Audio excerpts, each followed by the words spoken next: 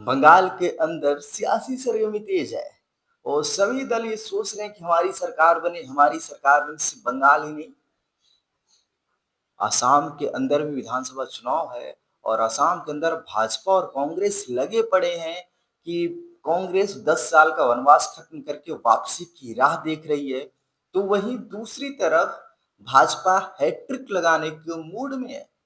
हेमंत बिस्वा शर्मा जो attacking mood अपनाए हैं, उस मूड का फायदा क्या 4 मई को आसाम के अंदर बीजेपी को होगा, या जो कांग्रेस नेता गौरव गोगोई लगातार हिमंता बिस्वा शर्मा के ऊपर आरोप लगा रहे हैं और राहुल गांधी जो आरोप लगा रहे हैं कि आसाम का सीएम देश का सबसे भ्रष्ट सीएम है, आखिर क्या फर्क पड़ेगा, कितनी सीटें आएंगी, जनता क्या कहती है, जनता का कमेंट्स जो आए हैं आज आपको हम बताने वाले हैं।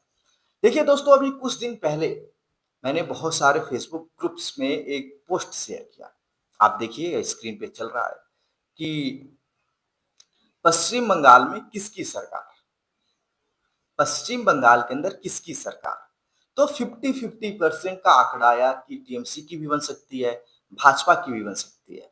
तो वहीं जब हम आसाम की तरफ जाते हैं, आसाम की तरफ जाते हैं, वहां पोस्ट करते हैं, तो कुछ ग्रुप्स में मैसेज आते हैं एक तरफा, मतलब जो ग्रुप्स हैं कमेंट्स आते हैं उस पोस्ट का कि आसाम में भाजपा की सरकार या कांग्रेस की, तो एक तरफा कांग्रेस के लिए सपोर्ट आता है कि कांग्रेस की सरकार, कांग्रेस की सरकार, कांग्रेस की सरकार, कांग्रेस की सरकार, कांग्रेस की सरकार, एक तरफा आता है। फिर दूसरे ग्रुप में जाते हैं, मतलब मैंने 4 से 5 ग्रुप में शेयर किया पोस्ट, 4 से 5 ग्रुप में शेयर किया, ग्रुप पोस्ट किया कि आसाम में भाजपा या कांग्रेस, तो लगभग लगभग लोगों ने कांग्रेस की डिमांड की।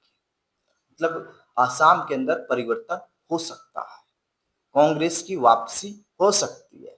उस वापसी के पीछे जो 23 सीट मुसलमानों की है, वो बहुत बड़ा रोल अदा करने वाली है। उन 23 सीटों में अगर कांग्रेस को 23 में से 21 सीटें भी मिल गई तो कांग्रेस जीत जाएगी।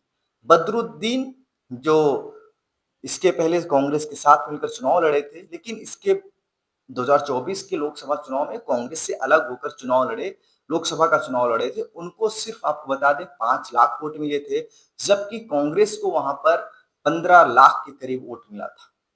अब आप सोच सकते हैं कि कांग्रेस की स्थिति कितनी मजबूत आसाम के अंदर है। तो मतलब लोगों का जो अनुमान है, उस अनुमान के हिसाब से आसाम के अंदर कांग्रेस की सरकार बन सकती है। अब हम चलते हैं पश्चिम बंगाल की तरफ। देखिए पश्चिम बंगाल के अंदर लड़ाई 50-50 का है, टीएमसी भी आ सकती है, भाजपा भी आ सकती है, लड़ाई बहुत कांटे की है। लगभग जब हम शेयर करते हैं किसकी सरकार, तो TMC Bhajpa, TMC Bhajpa, TMC Bhajpa, TMC Bhajpa, यही आता है।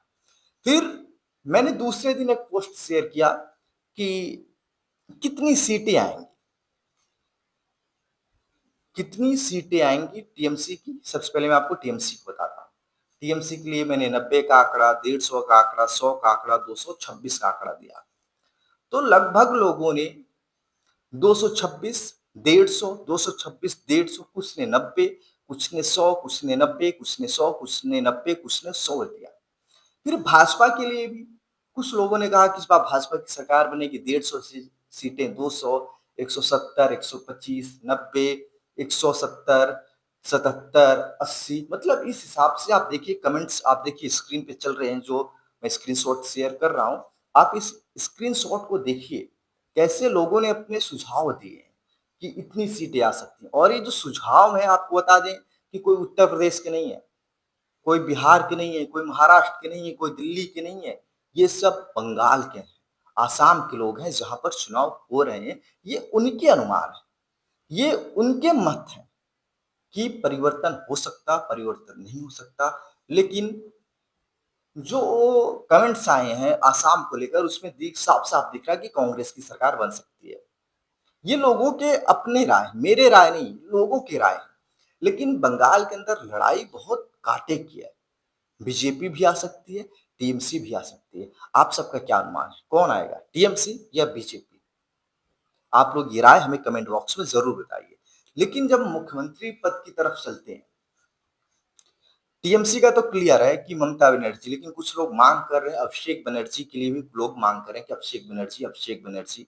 दीदी की उम्र हो चुकी है, दीदी अब वृद्ध हो चुकी हैं, लेकिन बीजेपी की तरफ से बहुत संशय का विषय है।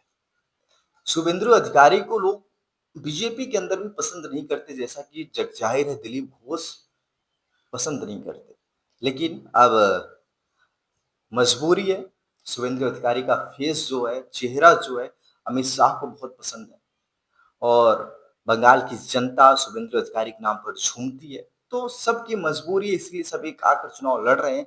लेकिन सीएम पद पर कोई भी क्लियर नहीं कर रहा कि बीजेपी किसको सीएम बनाएगी अगर चुनाव जीतती है तो। तो बीजेपी 150 प्लस सीटें जीत सकती हैं। आपका क्या अनुमान है? या टीएमसी चौथी बार 200 के करीब सीटें जीतकर सरकार बनाएगी?